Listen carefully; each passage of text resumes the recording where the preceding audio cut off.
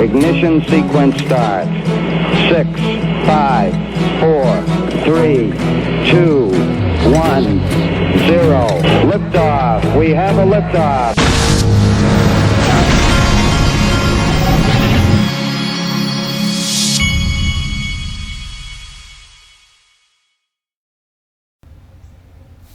Hey everybody, this is the Digital Asset Investor, and I wanted to let you know that we do have a blower situation down the street.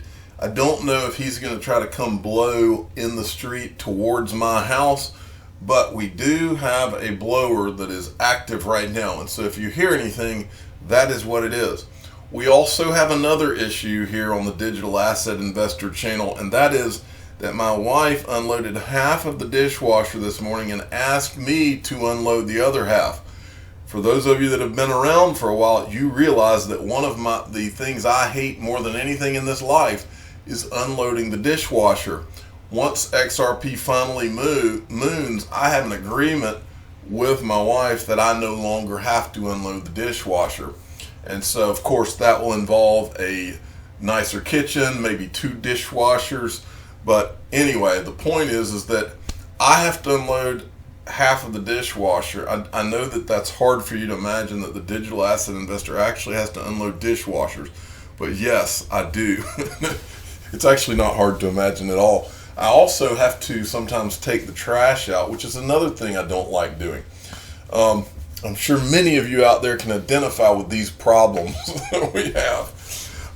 Okay, now this is something that I had shown on this channel a while back, and I don't know if they've made further developments, but this popped back up in the community yesterday, I think, and so many of you have never seen it before, and I don't know if Vice has developed this further and he has a final product or what, but I'm going to at least show it to you, and we'll find out, we'll get to the bottom of that over the next few days and find out if he has if this is now a usable thing, because I didn't know if it ever was.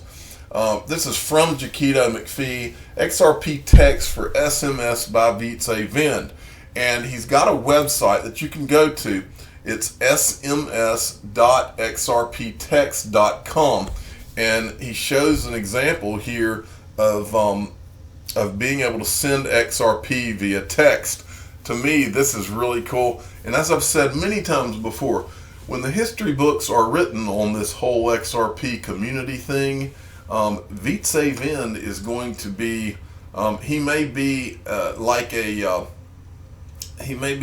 rock star of sorts in the history books when it comes to this, because the guy has really made a tremendous difference. I mean, somebody was talking about it yesterday.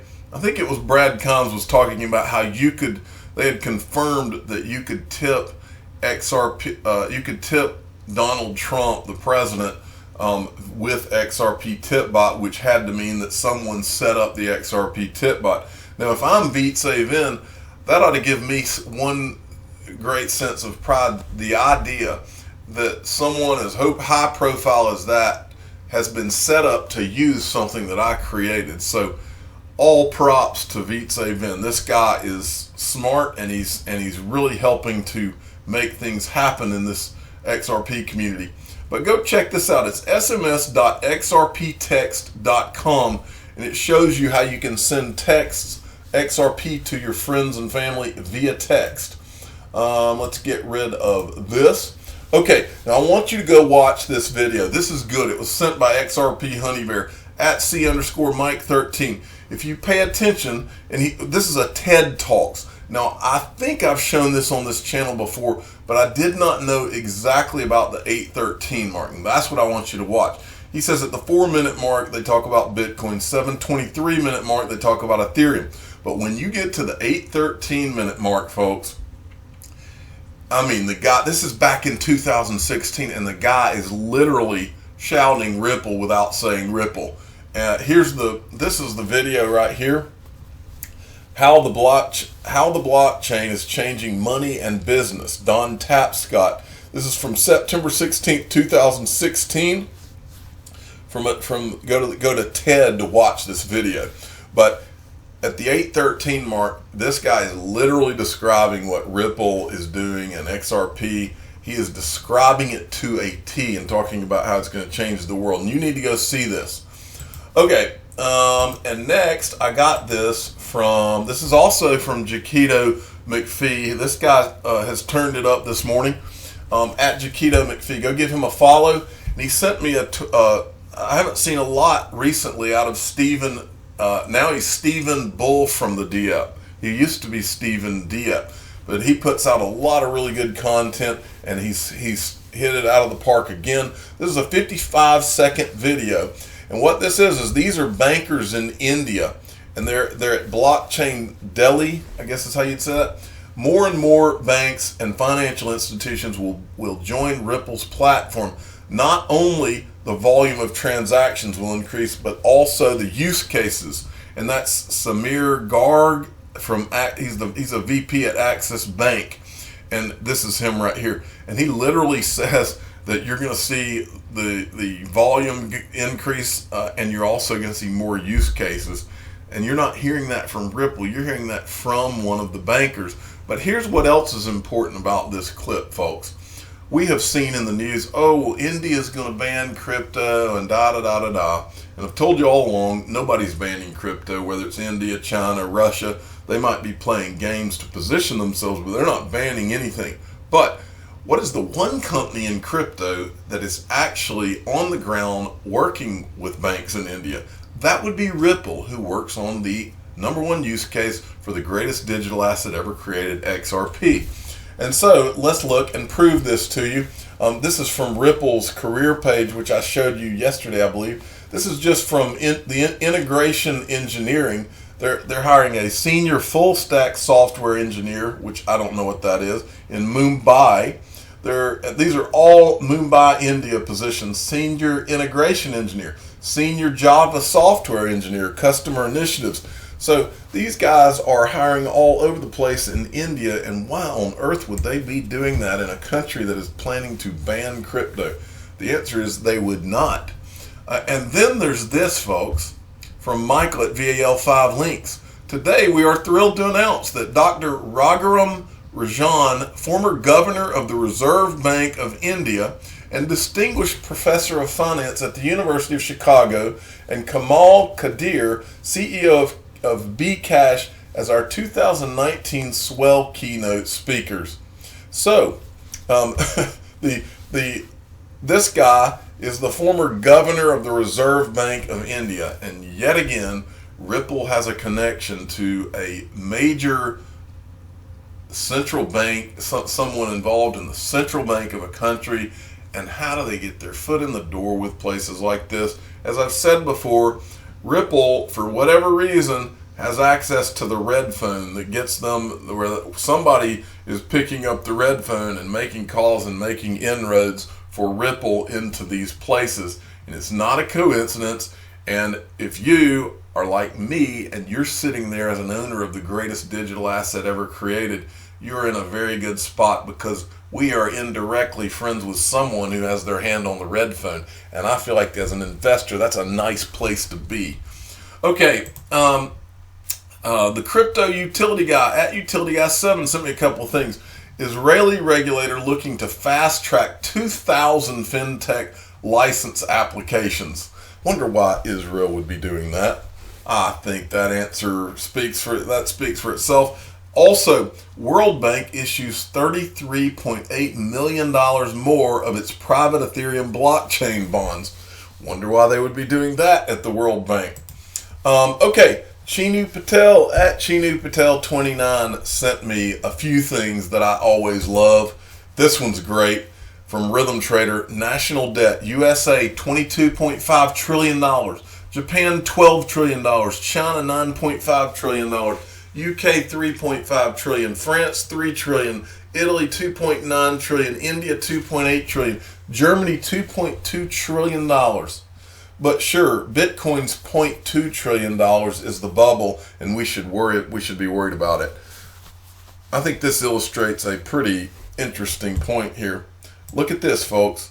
This, to my knowledge, is the most debt that any country in the history of the world has been in. And these guys have the gall to come on financial media networks and to tell us, oh, everything's okay, negative interest rates, that's not going to be any big deal. Alan Greenspan yesterday was like, oh, negative interest rate, that's not a big deal. And by the way, I mentioned, he's also said in the past that, the U.S. will never have a problem paying its debts because we can just print money. I think my 7-year-old can see through that statement as being a joke. I mean, come on. All right, moving along. Also from Rhythm Trader, Bitcoin on average adds a zero every 2 years. Look at that. 2009, $0, 11, $10, $13, $100, $15, $1,000, 17, 10,000, 19, 100,000, 21, a million. Boy, let's hope. Golly. Okay, and then we got this from I Am Legion. Every time there has been a stock market party, it has ended in a crash. Now, how many do you think was sure it would continue up? When you look at these points just before all-time highs, in order to have a crash, you need all-time highs. People talk about it like it. He's exactly right. Late 80s boom, bust. .com bubble, bust. Housing bubble, bust.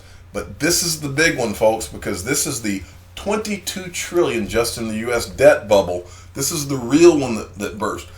They have tried to sell you on the idea that the governments of the world and the Federal Reserve and the central banks, since the housing bubble, have done all of these things to fix it. But all they really did was papered over everything with more debt, and they didn't fix anything. And so when instead of fixing anything, when instead you just lop on more debt, you create the ultimate of bubbles, and that's where we sit now. Thanks a lot, central banks. And so next, here comes the blower. I hear that blower coming, folks. No, that's actually, we've got a lawnmower too, guys. Okay, and this was an interesting tweet that I saw. Alistair Williamson. This is a Morgan Stanley research document. Take a hard look at this, folks. Key global and U.S. economic indicators are worse today than in September 2007, the last time the Fed cut rates for the first time after a long hiking cycle. And it's got a column here, today better or worse than 2007.